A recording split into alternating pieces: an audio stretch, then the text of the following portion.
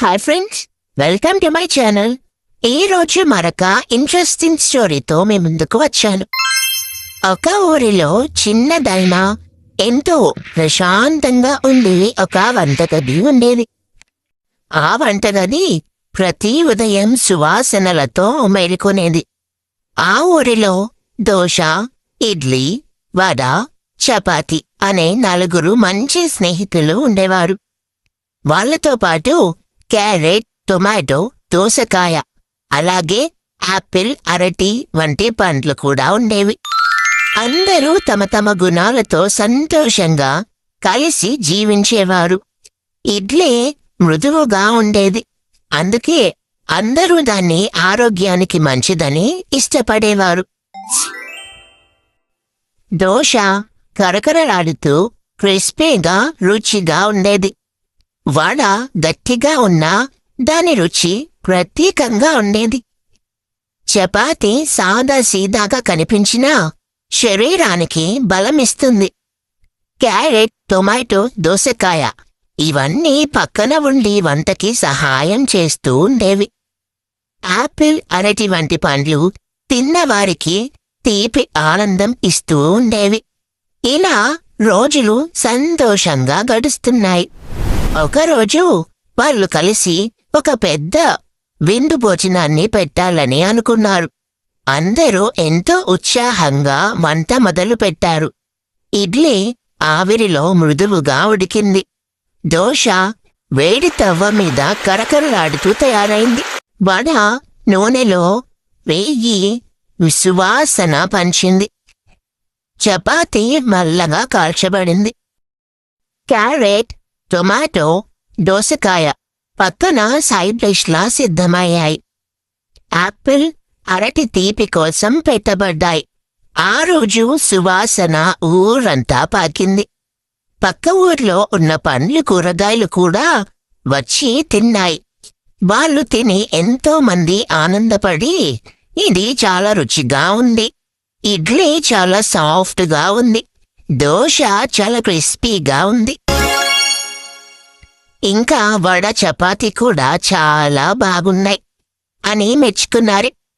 ఆ మాటలు విని దోశ, ఇడ్లీ, వడ ఇంకా చపాతీ చాలా సంతోషపడ్డారు. వాళ్ళు ఒకరినొకరు చూసుకొని మనం కలిసి ఉన్నప్పుడు ఎంత బాగుంటుందో అని అనుకున్నారు. కాని బాబూ, కొన్నిసార్లు ప్రశంస ఎక్కువైతే గర్వం పెరుగుతుంది. కొద్ది రోజుల తర్వాత వాళ్ళల్లో ఆలోచనలు మారాయి. ఇడ్లీ తనలో తాను నేనే ఆరోగ్యానికి మంచిదని అనుకుంది. దోశ నేనే అందరికీ ఇష్టమని అనుకుంది. వడ నా రుచి లేకపోతే ఎవరు తింటారు అని అనుకుంది. చపాతీ బలమిచ్చేది నేనే అని అనుకుంది. ఇలా ఒక్కొక్కరి మనసులో ఒక్కో భావం పెరిగింది. ఒకరోజు వాళ్ళు మాట్లాడుకుంటూ ఉండగా ఈ మాటలు గొడవగా మారాయి. ఇడ్లీ నేను లేకపోతే ఆరోగ్యం ఉండదు అని అంది.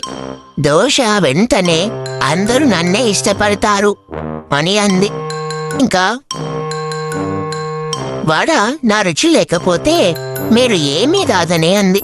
చపాతీ అసలు బలం ఇచ్చేదే నేను అని అంది. ఇలా వాళ్ళు గొడవ పడటం మొదలుపెట్టారు. క్యారెట్, టొమాటో, దోసకాయ, యాపిల్, అరటి వీళ్ళందరూ చూస్తూ మనమంతా కలిసి ఉంటేనే బాగుంటుంది అని చెప్పాలని అనుకున్నారు. కాని వాళ్ళు వినలేదు. మరుసటి రోజు కూడా వాళ్ళు విందు పెట్టారు. కాని ఈసారి ప్రతి ఒక్కరూ తమని తాము ఎక్కువగా చూపించుకోవాలని అనుకున్నారు. ఇడ్లీ ఎక్కువగా తయారైంది. దోశలు ఎక్కువయ్యాయి. వడలు ఎక్కువయ్యాయి. చపాతీలు కూడా ఎక్కువయ్యాయి. వంటలో బ్యాలెన్స్ పోయింది.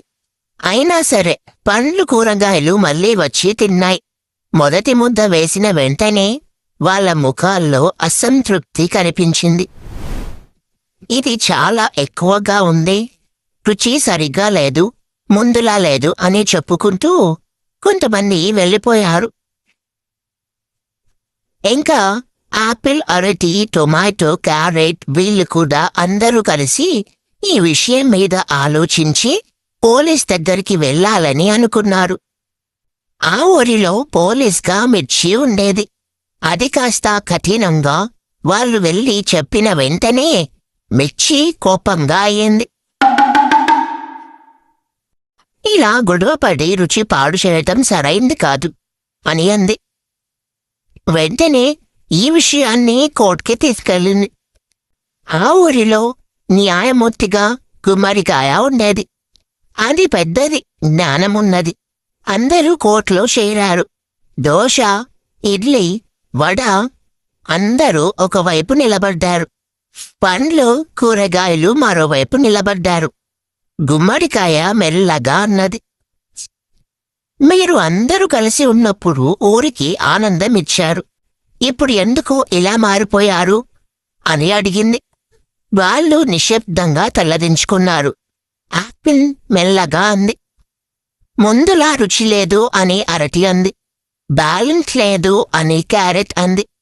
మీరు ఎక్కువ కావాలని అనుకున్నారు అని టొమాటో అంది. అందుకే రుచిపోయింది అనే దోసకాయ అంది. మీరు చల్లగా ఉండాల్సింది, వేడెక్కిపోయారు అని ఆ మాటలు విన్నాక దోశ మెల్లగా మనం తప్పు చేశాం అని అంది. ఇడ్లీ మనం కలిసి ఉన్నప్పుడు మాత్రమే బాగుంటుంది అంది. వడ నా రుచి కూడా ఎక్కువైతే తట్టుకోలేరు అని అంది. చపాతీ మన మోతాదులోనే ఉంటుంది అని అంది.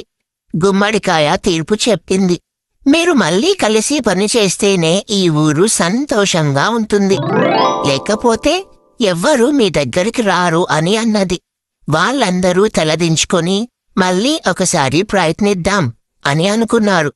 ఈసారి ఎవరూ ఎక్కువ కావాలని కోరుకోలేదు. అందరూ తమ తమ మోతాదులోనే బ్యాలెన్స్డ్గా ఉన్నారు. మళ్ళీ వంట మొదలైంది. ఇడ్లీ మృదువుగా వచ్చింది.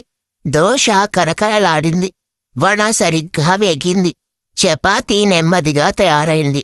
క్యారెట్, టొమాటో, దోసకాయ మళ్ళీ సహాయం చేశాయి. ఆపిల్, అరటి తీపి ఇచ్చాయి. వాసన మళ్ళీ పాకింది. ఈసారి పండ్లు, కూరగాయలు మళ్ళీ వచ్చి తిన్నాయి. వాళ్ళు నవ్వుతూ ఇదే మాకు కావాల్సింది అని అన్నారు. ఒకరినొకరు చూసుకొని నిశ్శబ్దంగా నవ్వుకున్నారు. ఆ రోజు నుంచి బాబూ వాళ్ళు ఎప్పుడూ గొడవపడలేదు. కలిసి ఉన్నప్పుడు మాత్రమే తమ విలువ ఉంటుందని గుర్తుపెట్టుకున్నారు. అందుకే బ్రో మన రెస్టారెంట్స్లో కూడా చట్నీ కానీ దోశ కానీ బ్యాలెన్స్డ్గా ఉంటాయి. ఫైనల్గా మోరల్ ఆఫ్ ద స్టోరీ ఏంటి అంటే, గర్వం పెరిగితే రుచిపోతుంది, కలిసి ఉంటేనే జీవితం సరిగ్గా నడుస్తుంది. మీకు ఇంకా ఇలాంటి స్టోరీస్ కావాలి అంటే నా ఛానల్ని సబ్స్క్రైబ్ చేసి అలాగే బెల్ ఐకాన్ని కూడా క్లిక్ చేయండి. Thanks for watching.